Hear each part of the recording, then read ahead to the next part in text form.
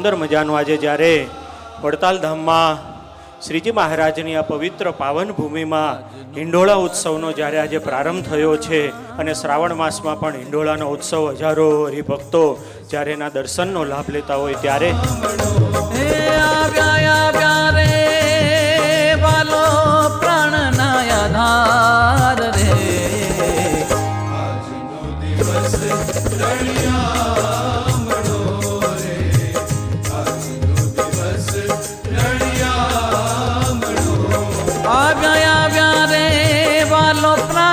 આધાર રે આજનો દિવસ રળિયામણો હેલી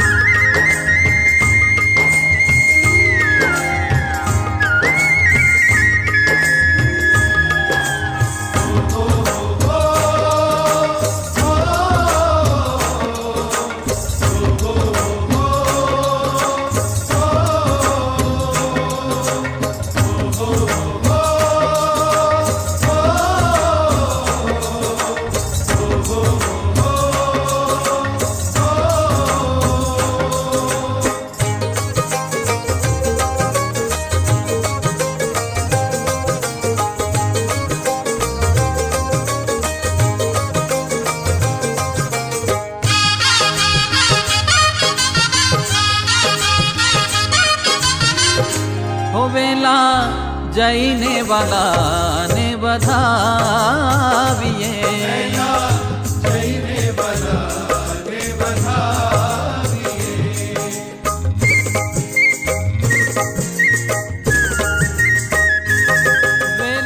એક શિક્ષાપત્રી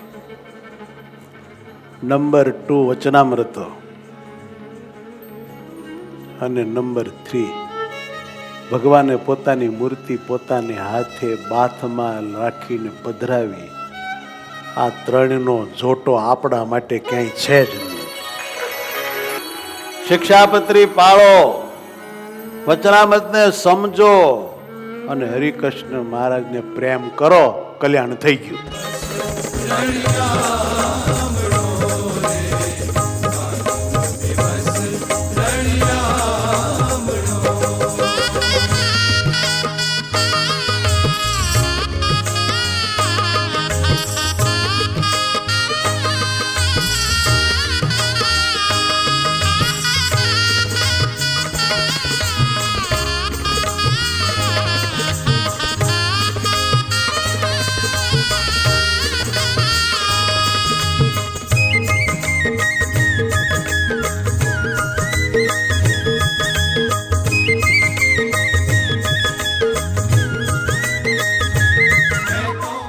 કાયદા મંત્રી હતો, ગૃહમંત્રી હતો, પણ એની પહેલાં જો મારી ઓળખ મારે આપવી હોય તો મારું પરિવાર એ સત્સંગી પરિવાર હતું અને એના કારણે હર હંમેશે સંસ્કાર રહ્યા છે. આપણે વડતાલની લીલાની કથા ઘણી વખત સાંભળી છે, પરંતુ આ વડતાલમાં જ રહ્યા અને શ્રીજી મહારાજની સાથે રહ્યા અને જેમણે લખી એ કથાઓ આજે અહીંયાથી ગવાય છે. એટલે સૌ પ્રથમ તાળીઓના નાદ સાથે નથુ ભગતને વંદન કરીએ.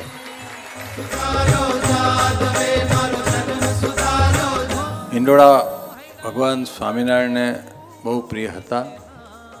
નંદ સંતોએ અલગ અલગ વૃક્ષોની ડાળીએ હિંડોળા બાંધી અને ભગવાનને ઝુલાવ્યા છે.